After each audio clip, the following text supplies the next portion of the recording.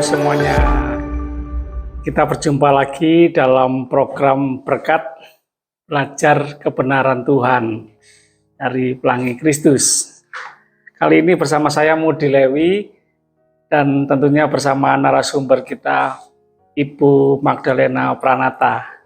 Shalom Bu, salam damai sejahtera Tuhan Yesus Kristus menyertai kita semua. Shalom semuanya, Tuhan memberkati. Haleluya. Apa kabar Bu hari ini? Ya, puji Tuhan, Tuhan selalu memberikan kasih setianya. Puji Tuhan. Sebelum kita membahas topik, izinkan saya memperkenalkan diri ya Bu. Saya Mudi Lewi, sekitar 13-14 tahun yang lalu saya menjadi gembala Gereja GPPS, Gereja Pantai Kosta Pusat Surabaya sepanjang Sidoarjo. Ya oleh kemurahan Tuhan saja. Puji Tuhan. Iya. Kalau soal melayani Tuhan, ya dari kecil saya sudah dari kelas 5 SD sudah melayani di gereja, tukang bersih-bersih gereja dan pemain musik gitu ya. Ya, puji Tuhan. Bu Magda sebagai salah satu orang tua murid di Pelangi Kristus, saya melihat ada sebuah keunikan ya di sekolah Pelangi Kristus, yaitu di sekolah ini yang belajar ternyata bukan hanya anak-anak sebagai murid di sekolah, tapi juga orang tua. Ya, saya orang tua. Ya, jadi pengalaman saya sebagai orang tua ya ikut belajar. Jadi ternyata saya sadar bahwa yang memberi pendidikan, bimbingan itu tidak hanya guru, tapi juga orang tua. Jadi ikut mendidik, membimbing, memberikan contoh, memberikan teladan. Jadi hadir sungguh-sungguh dalam kehidupan anak-anak. Begitu. Sebagian orang tua itu sepertinya itu ya Bu, sepenuhnya menyerahkan ke guru-guru sekolah. Tugas orang tuanya bayar uang sekolah saja, ya, biaya sekolah. Setelah itu semua diserahkan ke guru-guru sekolah. Kasihan juga, padahal anak-anak juga butuh dari guru dan dari orang tua gitu ya Bu. Nah, sekarang saya mau tahu dari Bu Magda sehubungan dengan iman Kristen apa saja yang orang tua perlu lakukan untuk mendukung proses belajar anak di sekolah. Dan tentunya proses belajar anak di dalam kehidupannya. Baik, Pak Budi, terima kasih ya untuk kesempatan yang baik ini. Jadi mungkin harus mulai dari tujuan anak sekolah. Pemikiran umum itu kan begini, sekolah itu anak belajar ilmu, belajar keterampilan, belajar segala hal untuk menolong anak kelak bisa bekerja, bisa menyelesaikan studi sampai tingkat sarjana sampai doktor dan sebagainya untuk bisa hidup di dunia dengan kualitas hidup yang terbaik. Itu kurang lebih gambarannya seperti itu. Kualitas hidup yang terbaik. Itu yang membuat orang tua dan sekolah itu menjadi dua pihak. Jadi orang tua bagian yang mendukung pembiayaan, sekolah menjadi yang mendukung dari sisi pembelajaran. Kalau kita mau bicara tentang pendidikan pembelajaran. Padahal sebenarnya tujuan anak itu bersekolah itu adalah untuk mereka bisa mengenal tujuan hidup. Tujuan hidup. Kemudian juga mengerti bagaimana mereka harus hidup. Dan juga mereka boleh hidup sesuai dengan tujuan Tuhan menciptakan mereka. Tujuan Tuhan. Maka sekolah itu sebetulnya pertama-tama adalah di keluarga. Ya kan? Jadi Tuhan merancang keluarga supaya anak-anak ini bisa belajar tentang makna hidup dari orang tua yang dititipi Tuhan dengan anak-anak. Jadi sekolah yang pertama itu sebenarnya keluarga orang tua. Kemudian dalam rangka orang tua menolong anak untuk tadi mengenal tujuan hidupnya, mengenal Tuhan yang menciptakan dirinya, mengenal rencana Allah dalam hidupnya, dan setelah mengenal Tuhan nanti bisa mengasihi Tuhan dengan segenap hatinya. Ternyata tidak cukup hanya makan, minum, dibesarkan dengan kasih sayang. Mereka perlu proses pembelajaran dengan bidang-bidang keilmuan yang akan memberikan mereka kemampuan sesuai dengan talenta dan bakat yang Tuhan beri yang berguna untuk berkarir. Nah, di sini orang tua butuh mitra, butuh bantuan dari sesama orang tua, dalam tanda petik orang dewasa yang akan bergandengan tangan dengan para orang tua atau keluarga supaya anak-anak ini bisa diperlengkapi dengan berbagai aspek yang orang tua tidak sanggup memenuhi kesemuanya. Jadi sebetulnya sekolah ini perpanjangannya keluarga. Di situ sebetulnya. Jadi kalau sekolah itu perpanjangan keluarga, maka orang tua dan sekolah dalam hal ini, guru, pengurus yayasan, pokoknya pihak penyelenggara pendidikan itu bergandengan tangan. Kalau di Pelangi Kristus istilahnya guru, sahabat. Sahabatnya siapa? Sebenarnya sahabatnya dua pihak. Sahabatnya orang tua dan sahabatnya anak. Sahabat orang tua, sahabat anak. Nah, kenapa? Karena orang tua tidak mampu untuk memberikan seluruh proses pembelajaran yang membuat dia nanti bisa berkarir, dia bisa mempunyai kemampuan mengembangkan talenta yang Tuhan berikan, bekerja dan sebagainya, sehingga perlu bersahabat atau bermitra dengan guru, dengan sekolah. Nah, dalam hal ini, maka kenapa orang tua juga perlu dalam tanda petik belajar?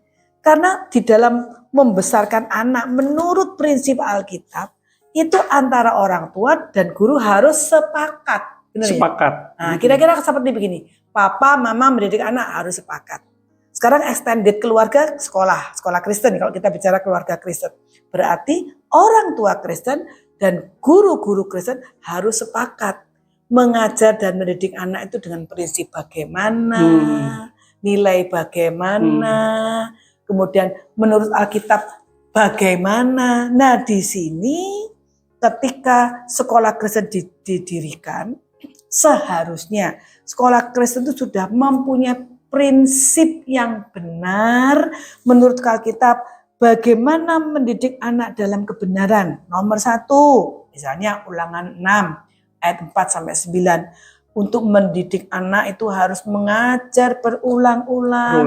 Dan yang paling penting adalah supaya anak-anak itu mengasihi Tuhan dengan segenap hati, segenap jiwa, segenap akal budi, segenap kekuatan. Jadi pihak sekolah mau agar, bagi Pelangi Kristus ya, mau agar orang tua ini paham. Tujuan membawa anak sekolah di sini bukan saja untuk anak itu bisa punya masa depan dengan keterampilan dan profesi yang baik, tapi juga bertumbuh sebagai seorang anak Tuhan yang akan mengerti tujuan dan makna hidupnya yang tadi itu.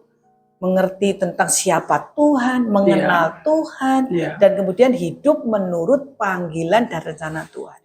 Nah, karena itu mesti ada percakapan dong antara guru sama orang tua. Sama enggak? Kalau sekolah Kristen, visinya begitu. Visi orang tua bagaimana? Disinilah maka orang tua waktu mau masuk nih, diwawancara. Lalu ada orientasi untuk orang tua mengerti. Oh, di sekolah itu ternyata anak-anak harus dididik untuk menghormati Tuhan, untuk mengerjakan segala sesuatu didorong oleh kasih Tuhan dan seterusnya. Sehingga kita menerapkan pendidikan yang bukan menekankan perbuatan baik. Bukan pendidikan yang mengancam. Bukan pendidikan yang membuat anak itu belajar karena terpaksa. Bukan pendidikan yang memberikan upah. Artinya gini, kalau kamu berhasil nak, kamu diberi hadiah.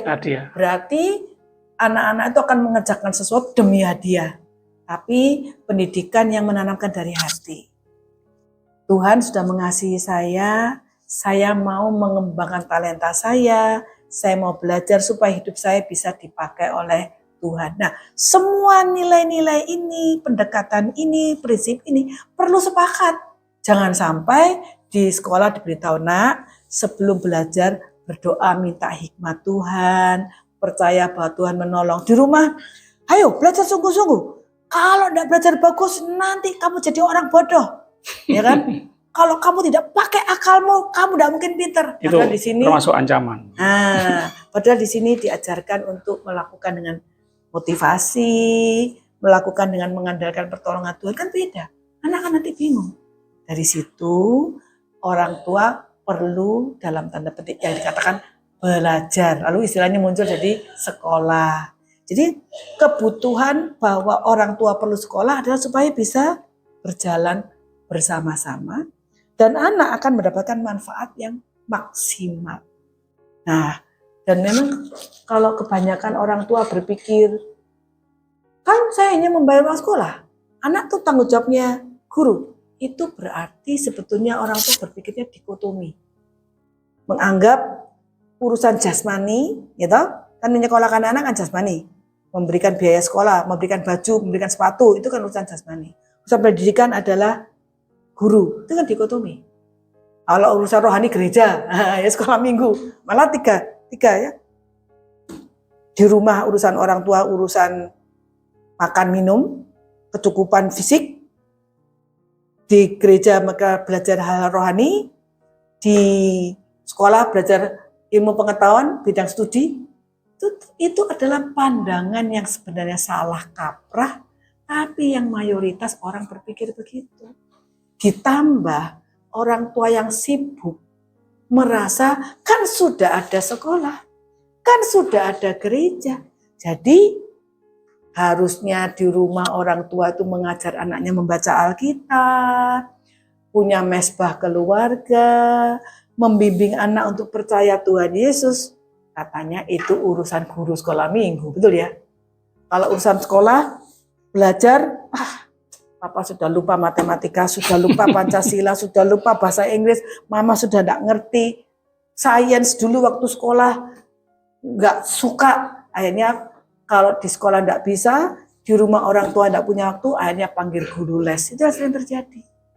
Nah, padahal hal ini sama sekali tidak sesuai dengan tujuan anak-anak diberikan oleh Tuhan dalam keluarga kita. Karena setiap anak mereka pertama-tama harus belajar makna kehidupan yang dari Tuhan. Bukan fokus kepada pengetahuan di sini, kehidupan yang secara materi terjamin, lalu juga masa depan yang cerah, tidak mengalami kemiskinan, kan orang tua berpikirnya begitu. Ya, sebagian berpikir harus kaya. Ya. Nah, dalam hal ini kalau orang tua tidak sama dengan pelangi Kristus dalam hal mendidik dan mengarahkan anak-anak nanti tidak punya role model yang jelas. Bingung nanti mereka.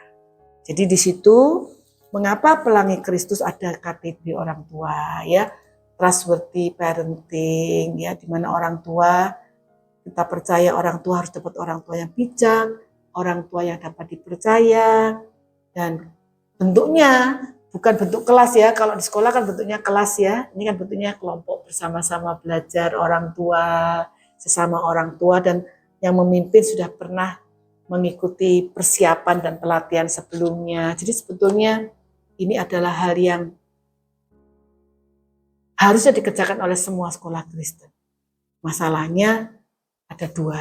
Satu, tidak semua orang Kristen punya waktu. Andai kata punya waktu, belum tentu merasa butuh. Karena pola pikir tadi. Yang kedua, siapa yang akan mengajar para orang tua? Para guru sudah full ngurusin pagi hari sampai sore hari. Tidak banyak orang tua yang terpanggil untuk mengajar atau belajar bersama dengan sesama orang tua. Nah, ini yang diusahakan di Pelangi Kristus, bahwa orang tua bisa saling menolong, saling berbagi, dan puji Tuhan, itu dirintis ya bertahun-tahun, dan kami melihat orang tua yang ikut proses kelompok tumbuh bersama ya. Kalau di sini kan istilahnya The Pelangi Kristus Family. Sebulan sekali ya Pak, pertemuan orang tua itu belajar Alkitab. Iya. Ya, dalam hal temanya tentang pendidikan anak.